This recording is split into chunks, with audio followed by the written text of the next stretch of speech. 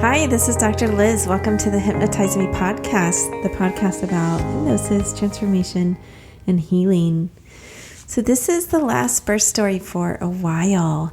We've done a whole month of them, and they've been really interesting. But before we jump into this next one, I want to remind you that you can get a free hypnosis for a better pregnancy by joining my newsletter over at my website, drlizhypnosis.com.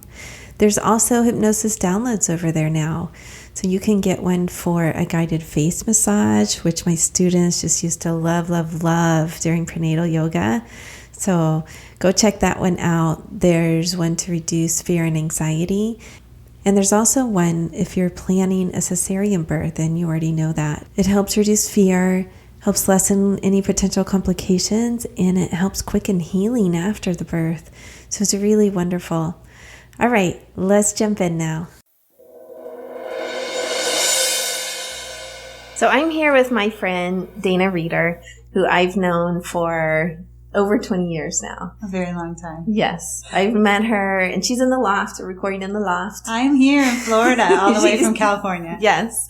She is a therapist in California and has a private practice there.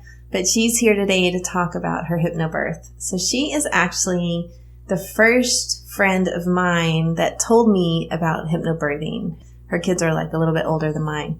So I'm going to have her tell us about it, how she first heard about it. So how did you first hear about it? I'm trying to think. I had my first child in 2000, and back then, before I had kids, I knew everything about having kids and everything there was to know about giving birth and how to do it right. I have air quotes around that. And I had ended up having a pretty traumatic birth. And what was traumatic about it?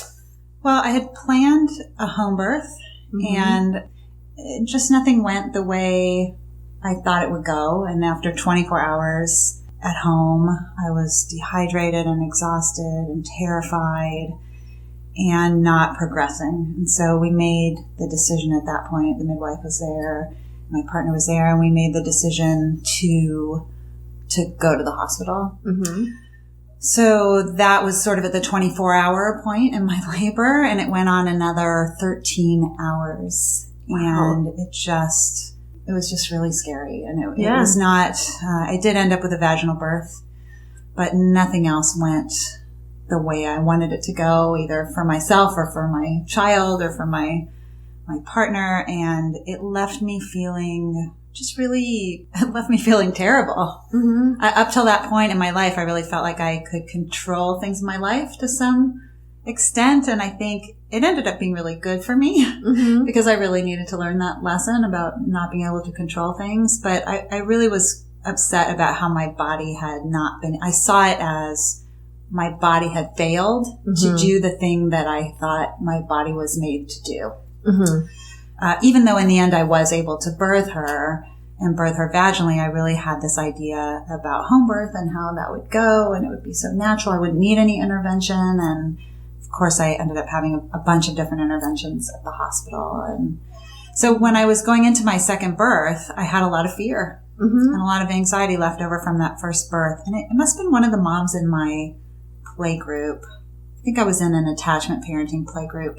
And somebody must have mentioned HypnoBirthing, and that must be where I heard it.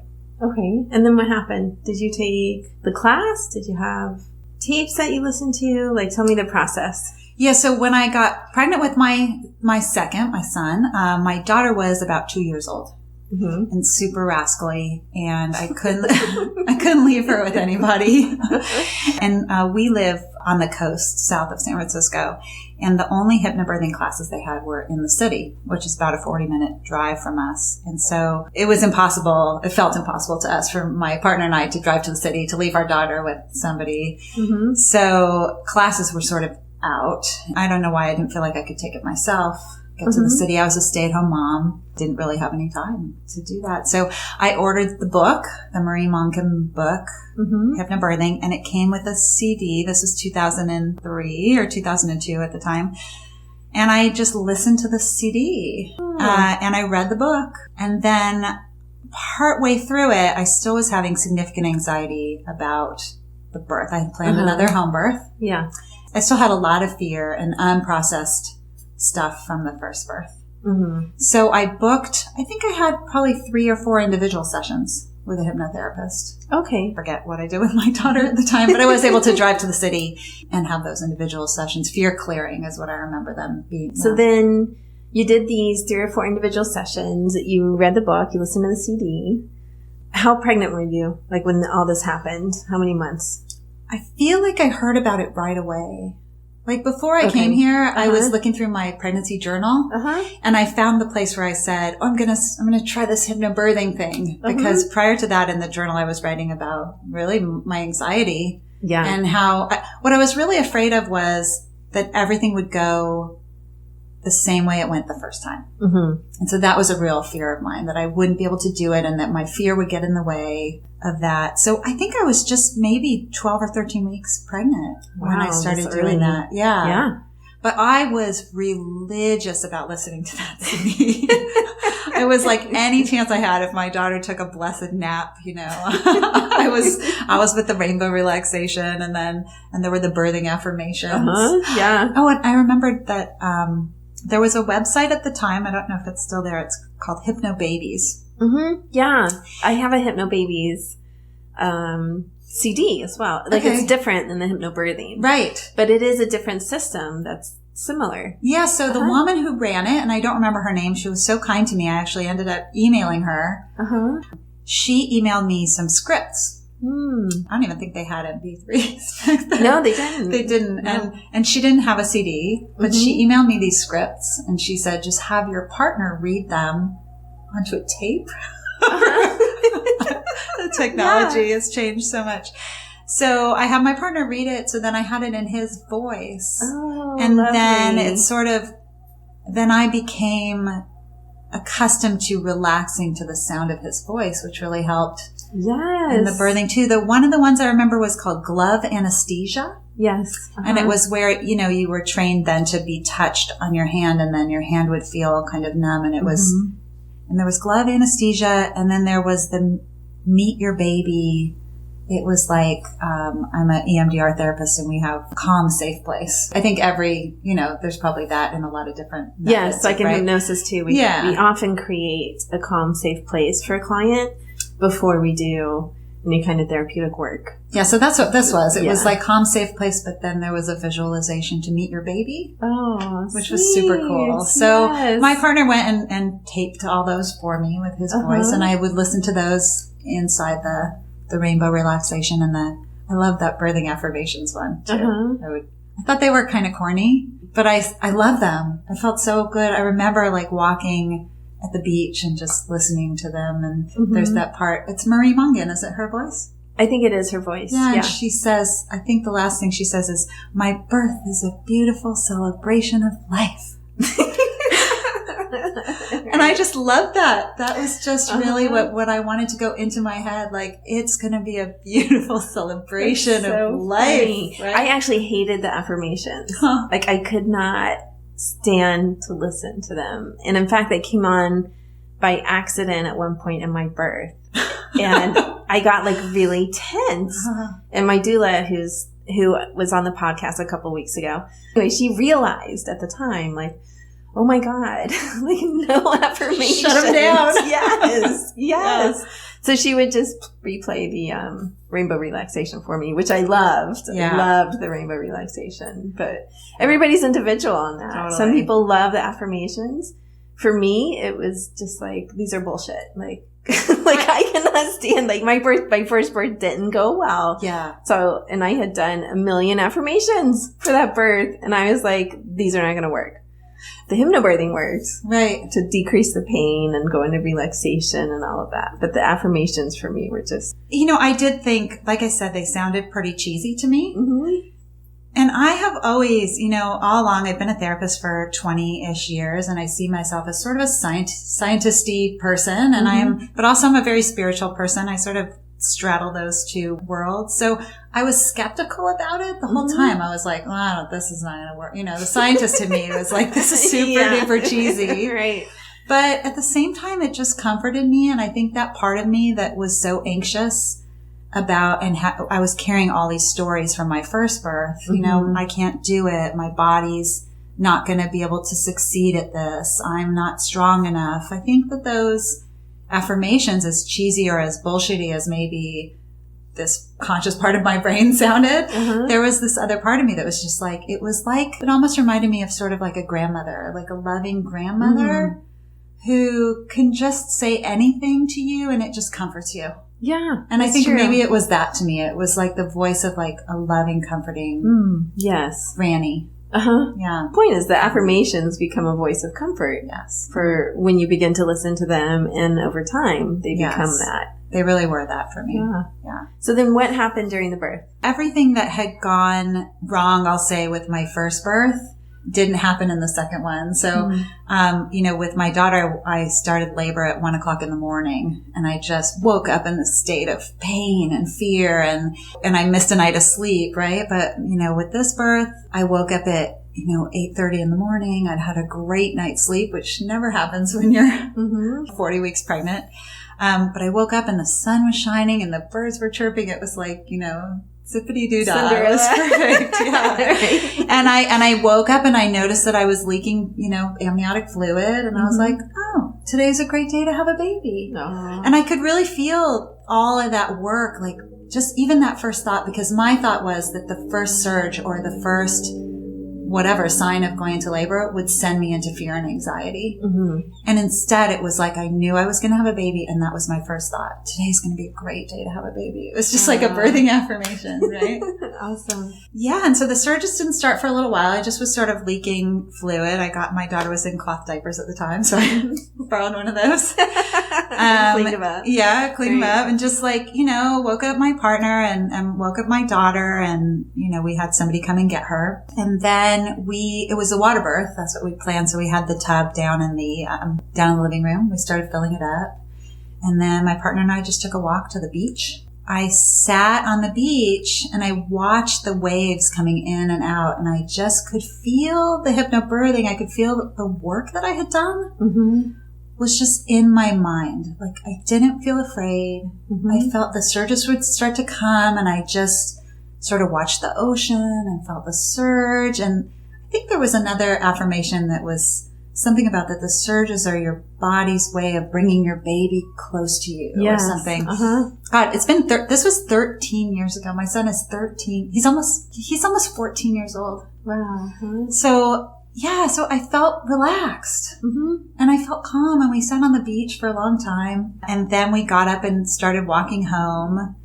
And it was really funny. I remember we ran into a lady who was walking when we were walking home, and she said, "Oh, when's your baby due?"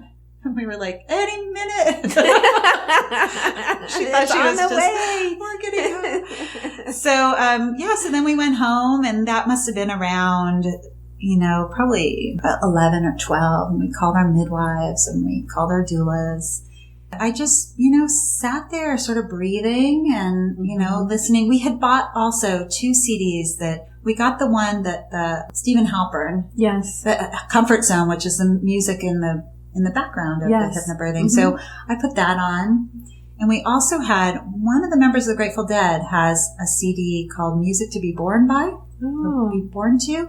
It has his son's prenatal heartbeat in it. Wow. Set to music. It's pretty fantastic. Cool. So that was on too, and that's a very hypnotic. Yes. With this kind of music.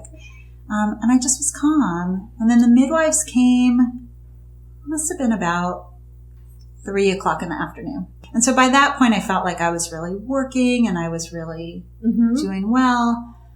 And they came, and I was declining all internal exams. What I really wanted was an unattended birth. I wanted to just trust myself and trust my own body. I felt like any kind of intervention last time had really gotten me out of my zone. And my midwives really respected that.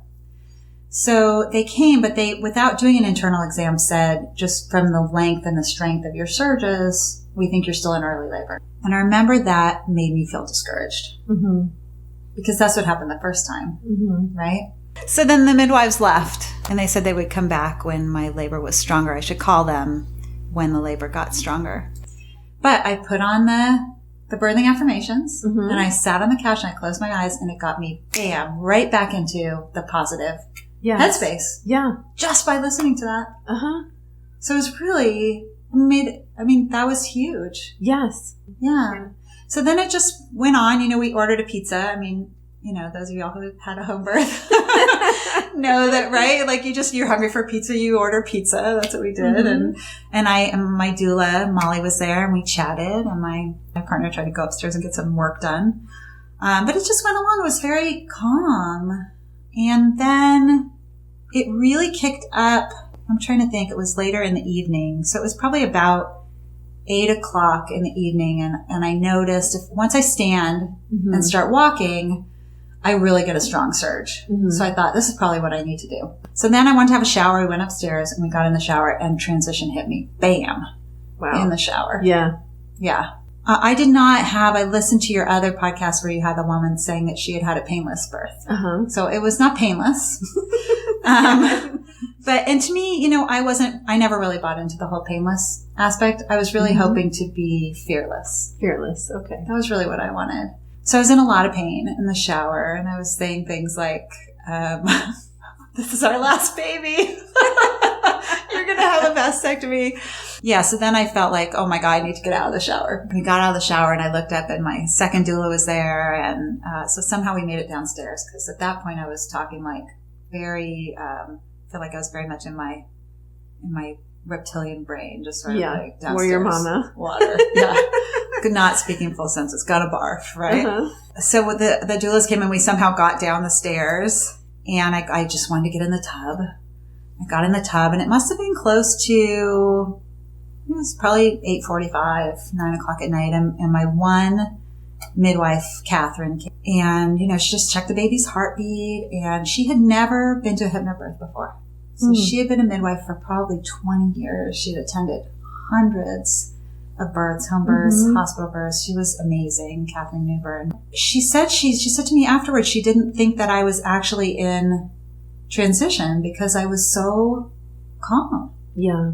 I was so really calm. And we have a photograph of me just leaning back in the tub, and I look like I'm meditating. Yes. Yeah. So she was surprised that I was as far along as I was. And then all of a sudden he started crowning. Mm-hmm. And it was and that was the point where, it was the burning ring of fire. And that was the one point, we have a video of it, and I started saying, oh my God, oh my God, oh my God, oh my God, oh my God. And I looked up at my doula, Tasha, and I said, I can't do it. And she and Molly and my partner and Catherine, the midwife, they all just started laughing. And they said, you are doing it. We're warming up the towels. The baby is coming. The baby is coming. You're doing it, right? Yeah. And I did have this thought in my head too, like, I'm doing this. Like, I'm giving birth at home. Mm-hmm. Right? Wow. Actually, I'm feeling like I'm remembering it wrong, because there was a part where I think I was pushing and he was crowning, and there were no midwives there. This was before Catherine came. Okay. Because I remember thinking, there are no midwives here. And that's okay. Oh. I was so calm Uh-huh. that I was like, this is going to be fine. Like, I'm going to do this. I'm going to birth this baby. Mm-hmm. I was so calm. Yeah. And Catherine came after that. Oh. Yes. Yeah. So she came, and then the other midwife, Renee, came just in time to tell me, at the very end, to say, focus. You're going to take one deep breath, Uh-huh. and you're just going to breathe this baby out, Uh-huh. which was another thing I loved about HypnoBirthing. Right? Yes. They talked about breathing the baby out, Yes. right? Breathe love down to your baby. Right. And he Instead of did. pushing, Yeah. the concept is to breathe the baby out. Yes. It's really effective. And you practice this breathing. The 4-8 breath, the J breath is the pushing breath. The J breath, yes. During hypnobirthing. And it's very effective and really a lovely way to just think of the baby. Because you can really picture too, like, I would breathe the love down to my baby, and I really felt like this is what's bringing him out. I didn't know it was a him, but like just breathing it's, Mm-hmm. and you're not like my body was not so tense. And so, Right. it was also because it was a water birth, it was just sort of stretching. And then he came out. He was just floating there in the water. Mm-hmm. And this was before digital cameras. So we were Molly, the doula, had the camera with film in it, and we had just run out of film just as he was coming out like that. And I could hear her trying to put it back in. But I will never forget. I mean, I don't need a photograph of it. You know, it's going to make me cry 14 years later. But he came out, and Catherine just gave him a little push because he was sort of floating behind me. Wow. And I looked down in the water, and he was just floating underneath the surface like a little frog, like moving his arms and legs. And he was smiling. It's so beautiful. It was so incredibly beautiful. Mm-hmm. And I was so beside myself that Catherine said, reach down and pick up your baby. He was just swimming, right? Because before they breathe air, they just can breathe in the water. And I picked him up, and he was smiling. That boy came out of me smiling. And I held him, and he nursed. And we stayed in the water and really let the cord stop pulsing. And I don't think I birthed the placenta for quite a while there.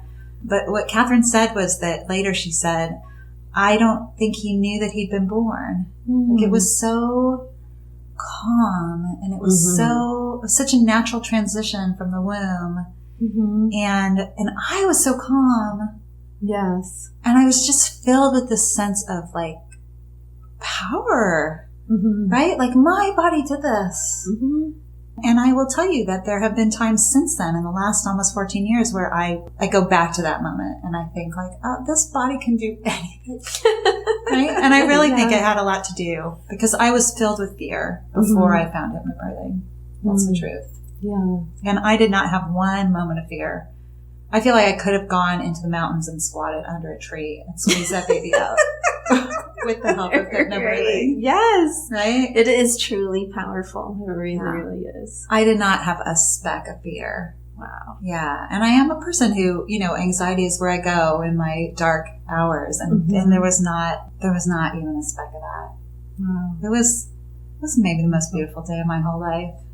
Amazing. Yeah. Yeah. I'm not quite sure what to say after that, beautiful story, really. But I know we are running out of time here on the podcast.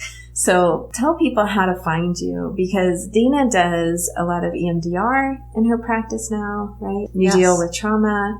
Yes. She certainly would deal with birth trauma and releasing that. Absolutely. So tell people how to find you in California. Yeah. So my website is DaynaReader.com, DaynaRead as in dog, ER. And I practice in San Mateo, California, which is on the peninsula, just south of San Francisco and just north of San Jose. Do EMDR therapy, which is great healing for any kind of trauma. I work with moms who've experienced birth trauma. I also work with survivors of sexual abuse who sometimes can feel triggered by birth. Absolutely. And by breastfeeding. Yes. And so that is work I love to do.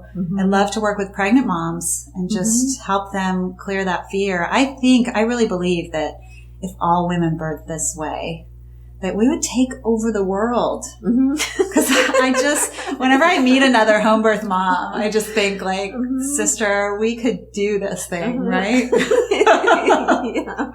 Yeah. So, I recommend it to anybody. Yeah, just do it. I mean, even if, and if the only thing you can do is get the MP3s or whatever it is these days, then do it and just listen to them. I would put it on every night. I'd pass out by orange on the rainbow.